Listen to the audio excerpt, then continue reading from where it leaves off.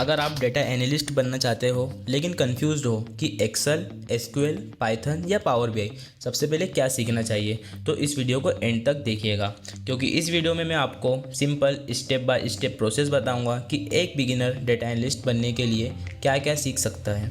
Hello everyone, welcome back to the channel. पिछली video में हमने समझा था कि डेटा एनालिटिक्स क्या होता है। आज हम बात करेंगे कि अगर आप डेटा एनालिस्ट बनना चाहते हैं तो आपको एग्जैक्टली क्या सीखना चाहिए और किस ऑर्डर में सीखना चाहिए। तो चलिए स्टार्ट करते हैं। सबसे पहले स्टार्ट करते हैं एक्सेल से। एक्सेल डेटा एनालिटिक्स के लिए एक इम्पोर्टेंट टूल है और बिगिनर्स के लिए स्टार्ट करने का एक अच्छा ऑप्शन है। एक्सेल में आपको basic formulas, if functions, sum if, count if, X lookup, data cleaning, pivot tables और चार्ट्स जैसे टॉपिक सीखना चाहिए। सिर्फ फंक्शन याद मत कीजिए। किसी रियल प्रोजेक्ट्स डेटा सेट्स पर प्रैक्टिस कीजिए। एग्जाम्पल के लिए आप सेल्स डेटा को एनालाइज करके देख सकते हैं कि कौन सा प्रोडक्ट सबसे ज़्यादा सेल हुआ और किस मंथ में सेल्स सबसे ज़्यादा थी। एक्सेल के बाद आप एसक्यूएल सीख सकते हैं। कंपनीज का बहुत सारा डेटा डेटाबेसेस में स्टोर्ड होता है और एसक्यूएल का यूज़ उस डेटा को रिट्राइव और एनालाइज करने के लिए किया जाता है। एसक्यूएल में select, where, group by, order by, join, sub queries और विंडोज़ फंक्शन जैसे टॉपिक्स पर फोकस कीजिए।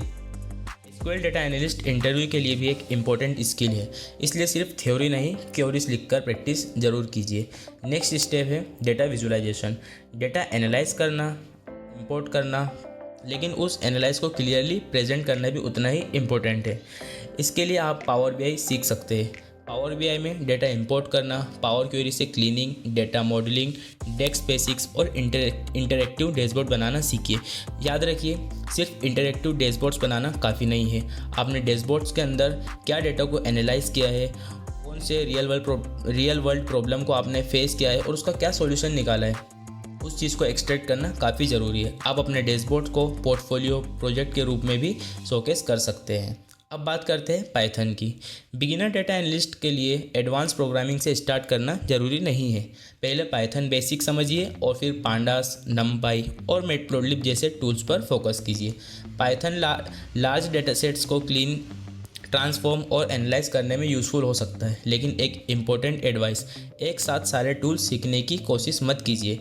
एक टूल सीखिए, प्रैक्टिस कीजिए और फिर नेक्स्ट स्किल पर मूव कीजिए। अब आते हैं सबसे इम्पोर्टेंट पार्ट, प्रोजेक्ट्स पे।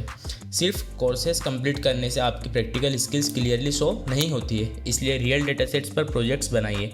आप sales analysis, e commerce analysis, customer analysis या किसी इंटरेस्टिंग डेटा सेट पर प्रोजेक्ट बना सकते हैं। प्रोजेक्ट में सिर्फ डैशबोर्ड मत दिखाइए, एक्सप्लेन कीजिए कि प्रॉब्लम क्या थी, डेटा को कैसे क्लीन किया, क्या एनालिसिस किया और आपको क्या इंसाइट्स मिले।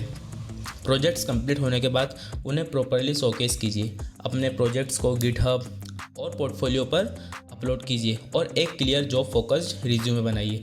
रिज्यूमे में सिर्फ टूल्स की लिस्ट देने के बजाय अपने प्रोजेक्ट्स को और प्रैक्टिकल वर्क को क्लियरली एक्सप्लेन कीजिए। रिज्यूमे के अंदर आप अपने प्रोजेक्ट्स पर, स्किल्स पर आपने क्या काम किया है, इसको प्रॉपरली शोकेस करना काफ़ी ज़रूरी है। परफेक्ट होने का वेट मत कीजिए। जब आपके बेसिक्स क्लियर हो जाए और 2 से 4 गुड प्रोजेक्ट्स रेडी हो जाए, इंटर्नशिप और entry level data analyst role के लिए अप्लाई करना स्टार्ट कीजिए। साथ ही एसक्यूएल, एक्सेल, बेसिक, स्टैटिस्टिक्स और इंटरव्यू क्वेश्चंस की प्रिपरेशन कंटिन्यू रखिए। तो सिंपल ऑर्डर में एक्सेल, फिर एसक्यूएल, उसके बाद power BI, Python, projects, portfolio और जॉब एप्लीकेशंस। आपको सब कुछ एक दिन में सीखने की ज़रूरत नहीं है। कंसिस्टेंटली प्रैक्टिस कीजिए और रियल प्रोजेक्ट्स बनाइए। अगर आप डेटा एनालिटिक्स सीख रहे हैं तो चैनल को सब्सक्राइब कीजिए, क्योंकि अपकमिंग वीडियोस में हम प्रैक्टिकल टूल्स और प्रोजेक्ट्स को स्टेप बाय स्टेप कवर करेंगे। मिलते हैं नेक्स्ट वीडियो में।